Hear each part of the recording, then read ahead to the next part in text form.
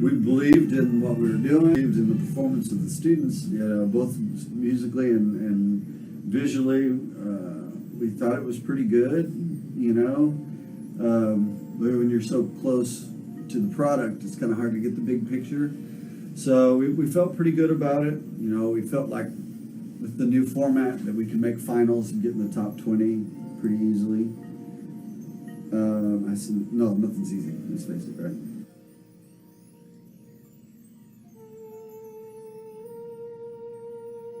Our next band in Conference 6A is the Clark High School Band from San Antonio, Texas.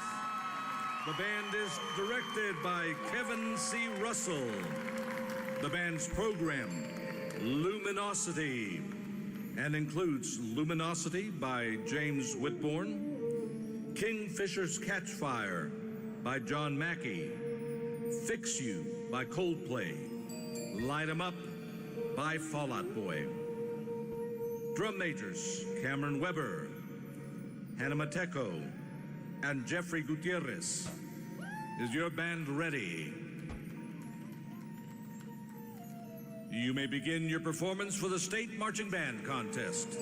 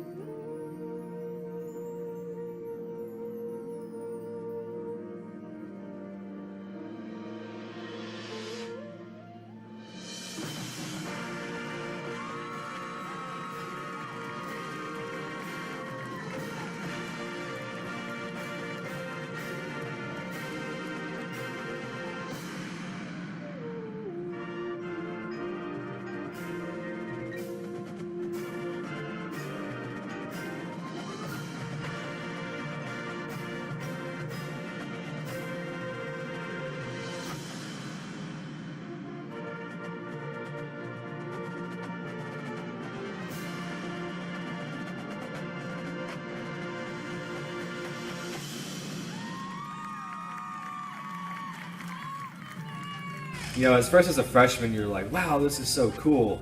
And then when you actually see those other bands at the contest, you really realize that Nautilus wasn't that great of a show because, it wasn't the actual music and it wasn't the drill.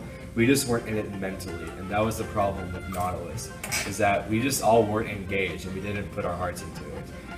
And the next year after Nautilus was Shift. And that was where we saw a big shift, no pun intended, in the mentality of this band, as I think we all kind of got engaged and got ready to try to attempt to make it to state. Now, we didn't make it to state with Shift, but we kind of kept that mentality going in with Beyond the Forest Edge. That was my junior year show. And that show, I think we kind of got tougher as a band because it was a difficult show. There was a lot to learn. There was a lot of new visuals, a lot of new music. And so I think as a band, we got a lot tougher with Beyond the Forest Edge. And then this year's show was Luminosity, and as you know, we did make state with that show, and this year the band's mentality really, really showed.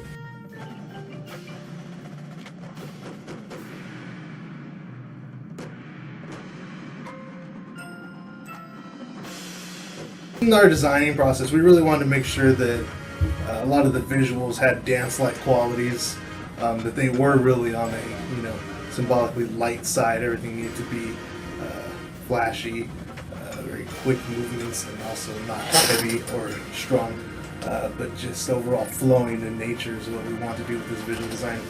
We started seeking out music that used the word light in it, or the opening piece with the Evie solo is actually entitled Luminosity. And just kind of grew from there.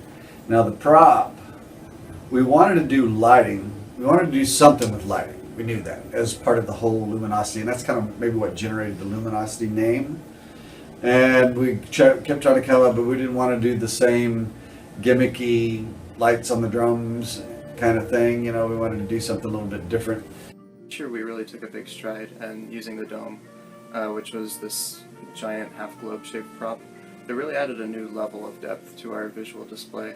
We put lights inside of it, and so the lights lit up, coinciding with the music, which really helped to bring the whole general effect to a nice summation.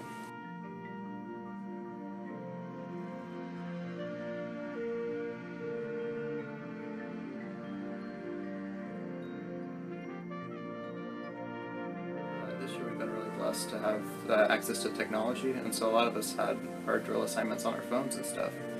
And so we'd go from there, and Russell would take us through step by step so that we could learn all of the different formations in our show. And after that, we'd increase the repetitions, increase the tempo, and keep proceeding until everything was nice and spiffy to Russell's satisfaction. Having good day-to-day practices and good day-to-day things taken care of, and those other things take care of themselves. And so when those things occur, I'm not as surprised, you know. And that's not, for me, that's not the goal. You know, from a director perspective, my goal is just, you know, having good rehearsals and good experiences before all those things happen. And then those things occur as a result of the other work I put in.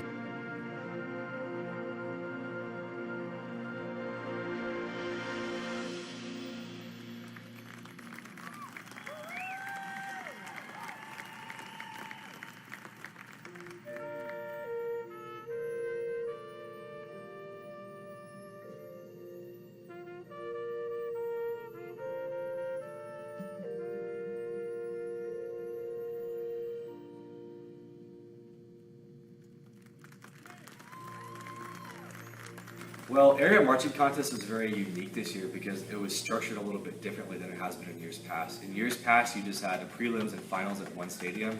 However, this year, you had prelims at one stadium and finals were at a different stadium. So first we went to Ferris and did our prelims. And that actually went pretty well. I was very, very excited after our prelims. I thought we performed very, very well. Once we got to finals, we learned that we had finished 9th in prelims, and they only take 8 bands to state. And so if we had finished 9th in prelims, it was really concerning and kind of disheartening that we'd still have a chance to make state. But you could still feel this sense that there was a possibility, that despite what had happened, that there was still this great chance and opportunity for us to excel and actually make state for the first time. Before, I was a little bit worried about where we would come out, and really wasn't very confident that we would come out as a result of our placement during the zone prelims. But I remember sitting in the room with all the other directors, and finally the judges come in, and all of the UIL bigwigs come in, and they just go, well, we want to congratulate you all, and they gave us all the small talk, which we didn't want to hear. We just wanted to know the results. So I'm sitting next to Roland Sandoval. Roland Sandoval's on my left, and they start passing out these sheets. But as they start passing out the packets, one of Ray Mesa lays down a list of the finalists, a list of the results. And Sandoval jumps up and looks at the sheet real quick, and then he comes back to me and he starts hugging me and kind of jumping up and down, and I'm like, really, dude? You gonna celebrate O'Connor going to state? Everybody knew you were going. I really don't feel like wanting you hugging me right now. And then he tells me, dude, you're in. And I was like, what? And then as they started calling off the names, I even felt myself saying, well, here it is again. We're going to be close, but we're not going to cut through. And then when you finally hear your name and you know that you're going, it's almost the shock.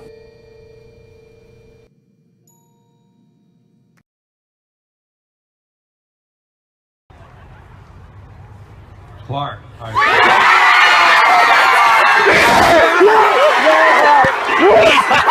Woo!